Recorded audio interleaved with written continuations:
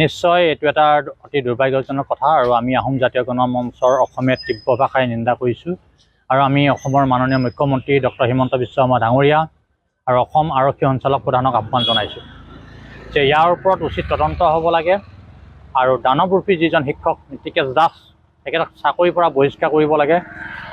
যিহেতু ইতিমধ্যে বিভিন্ন সংবাদ মাধ্যমত এই বিষয়ে সৰব চৰ্চা হৈছে, বিভিন্ন বাতৰি কাকতত ইতিমধ্যে ইয়াৰ বাতৰি প্ৰকাশ পাইছে যে আমাৰ শিৱসাগৰ অঞ্চলৰ ডিমু নিতাই পুখুৰী এগৰাকী মেধাসম্পন্ন ছাত্ৰী, ডিব্ৰুগড় বিশ্ববিদ্যালয়ৰ স্নাতকোত্তৰ ছাত্ৰী আছিলে, সহকাৰী সাধাৰণ সম্পাদিকা আছিলে সাংস্কৃতিক বিভাগৰ, আৰু আমি দেখিবলৈ পাইছোঁ তাই এগৰাকী অভিনেত্ৰী আছিলে, বিভিন্ন গানত অভিনয় কৰিছে। তেনেকুৱা উঠি অহা এগৰাকী প্ৰতিভাসম্পন্ন যিগৰাকী ছোৱালী 22 বছৰ বয়সতে আজি 7 মাহৰ আগতেই বিবাহ পাশত আবদ্ধ হৈছিলে ফেচবুকৰ যোগেদি চিনাকি হৈ সাপেখাতী অঞ্চলৰ এজন যুৱক নীতিকেশ দাসৰ সৈতে। আৰু নামৰূপৰ নীতিকেশ দাসৰ কৰ্মস্থলী নামৰূপৰ যি তেওঁলোকৰ ভাড়াৰ ৰুমত মৃত্যুৰ অৱস্থাত উদ্ধাৰ কৰা হৈছে।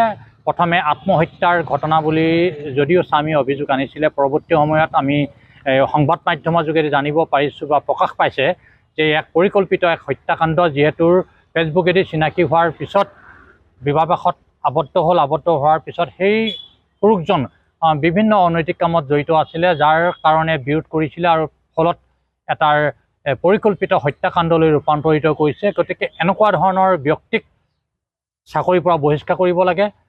পংখীৰ ন্যায় পোৱাৰ লগতে পংখীৰ পৰিয়ালে উচিত ন্যায় পাবৰ বাবে আমি আৰক্ষী প্ৰধান সঞ্চালক মহোদয়ৰ ওচৰত আমি আহ্বান জনাইছোঁ আৰু আশা ৰাখিম খুব কম সময়ৰ ভিতৰত ইয়াৰ উচিত তদন্ত হ'ব আৰু পৰিয়ালটোৱে উচিত ন্যায় পাব, পংখীয়ে ন্যায় পাব আৰু অনাগত দিনত যাতে এনেকুৱা ধৰণৰ ঘটনা সংঘটিত নহয়। গতিকে আমিও সংবাদ মাধ্যমৰ যোগেদি এই কথাবিলাক আমি আহ্বান জনাইছোঁ।